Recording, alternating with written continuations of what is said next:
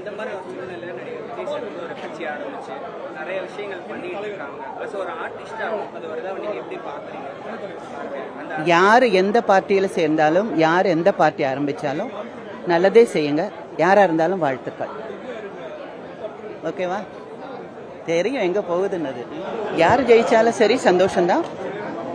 மற்றவங்களுக்கு நல்லது செய்கிற மாதிரி இன்னொருத்தங்க வந்து அவங்க அப்படி பண்ணியிருக்கலாமே இப்படி பண்ணியிருக்கலாமேன்னு சொல்லாத அளவுக்கு செய்யணும்னு என்னோட விருப்பம். யாராக இருந்தாலும் ஆணோ பெண்ணோ நல்லா செய்யணும்னு ஆசைப்படுறேன். வெளியில் வந்து இந்த நாடாளுமன்ற தேர்தல் பரபரப்பாக போயிட்டு இருக்குது. இங்கே உள்ள டப்பிங் நிலை தேர்தல் பரபரப்பாக போயிட்டு இருக்கு. ஸோ அந்த ஒரு இது எப்படி அப்படியெல்லாம் ஒன்றும் இல்லை. தேர்தல் தான். எந்த ஃபீல்டாக இருந்தாங்க தேர்தல் தான். எல்லாருமே நல்லது நடக்கணும்னு ஆசைப்படுறோம். அது எந்த ஃபீல்டாக இருந்தாலும். ஸோ நல்லதே நடக்கட்டும்னு எனக்கும் ஆசையாக இருக்குது. கொஞ்சம் கேர்ள்ஸு கொஞ்சம் முன்னால் இருக்கணும்னு நான் விருப்பப்படுறேன். முக்கியத்துவம் கொடுக்கணும்னு நான் ஆசைப்படுறேன். குண்டக்கம் மண்டக்கம் கேட்கக்கூடாது. இதுக்கு முன்னால் இல்லையானெல்லாம் கேட்கக்கூடாது. ஏன் இப்போ இத்தனை பேர் இன்டர்வியூக்கு வந்திருக்கு, நீங்கள் மட்டும் தான் கேள்வி கேட்குறீங்க. அப்போ கேள்வி கேட்குறதே ராங்காக கேள்வி கேட்குறதே நீங்கள் தான். அப்படி நான் சொல்லலை. அவங்க வந்தால் இன்னும் அதாவது முக்கியத்துவம் கொடுக்கறது உண்டு. அவங்கள செயல்பட விடுறது இல்லையோ என்னன்னு தெரியாது. அவங்கன்னா இன்னும் கொஞ்சம் சந்தோஷமா இருக்குமேன்னு சொன்னேன். அப்படின்னு சொல்லி மற்றவங்க சந்தோஷப்படுற மாதிரி நடந்துக்கிட்டு இருக்காங்கன்னு நான் சொல்லலை.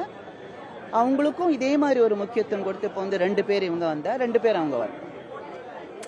2 ஜென்ஸ் இருந்தால் 2 லேடிஸ் இருக்கட்டும். அப்படி இருந்தால் நல்லா இருக்குமேன்னு சொல்கிறேன்.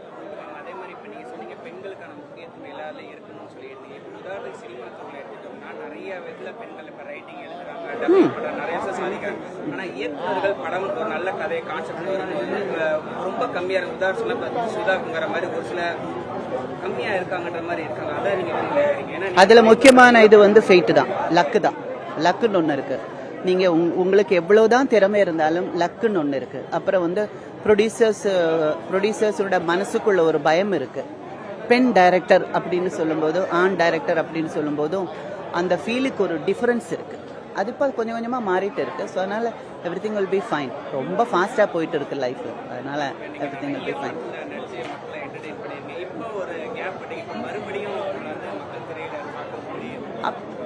ஒர்க் பண்ணிட்டு தான் இருக்கேன். சின்ன தெரியோ பெரிய தெரியோ ஒர்க் பண்ணிட்டு இருக்கேன். கேரக்டர் நல்லா இருந்தால் பண்ணுவேன். நான் மெட்ராஸில் தான் இருக்கேன். கேரக்டர் நல்லா இருந்தால் பண்ணுவேன். அது என்ன சொல்கிறது, கடவுள் ஆரோக்கியத்தை கொடுத்து ஸ்ட்ரைட்டாக நிற்கிற வரைக்கும் நடிச்சுட்டு தான் இருப்பேன்.